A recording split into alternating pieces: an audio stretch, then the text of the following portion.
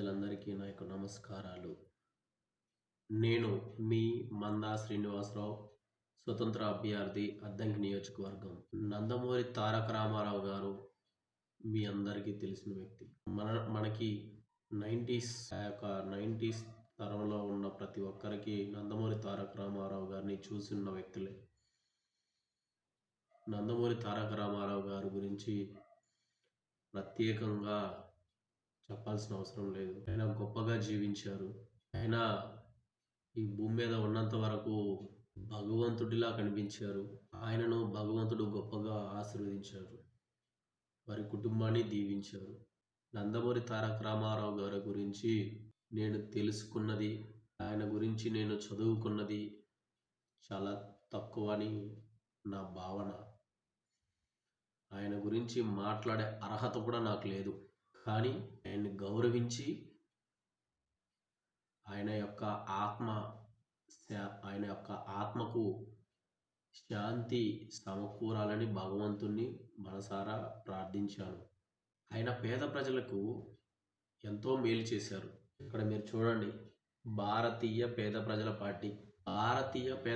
Party Nandamuri Taraka Ramarao గారు పేద ప్రజల కోసం అనేక సంక్షేమ పథకాలు ప్రవేశపెట్టారు. ముఖ్యంగా ఆహార భద్రత, కిలో బియ్యం ₹2 చొప్పున ఇచ్చిన ఘనత ఆయనకే చెందుతుంది.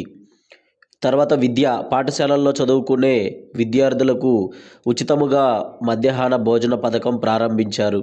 రైతులకు ఉచితముగా విద్యుత్ సరఫరా చేసి వ్యవసాయ రంగాన్ని ప్రోత్సహించారు. గృహ నిర్మాణాలు, పేద ప్రజల కోసం చౌక ధరలలో గృహాలు నిర్మించి ఇచ్చారు. వితంతువులకు పెన్షన్లు అందించారు. ఈ పథకాల ద్వారా ఎన్టీ రామారావు గారు పేద ప్రజల జీవితాల్లో ప్రత్యక్షంగా మార్పు తెచ్చి వారి ఆత్మగౌరవాన్ని పెంచారు. పేదవారిని చాలా గొప్పగా ఆయన చూశారు. పేద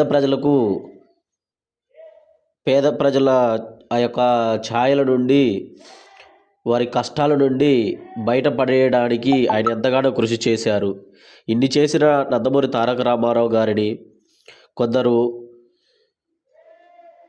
కుల వ్యతిరేకత ఉన్న వ్యక్తులు ఆయన్ని అనవసర మాటలతో నోచుకుంటున్నారు. ఇది తగదని నేను సూచిస్తున్నాను.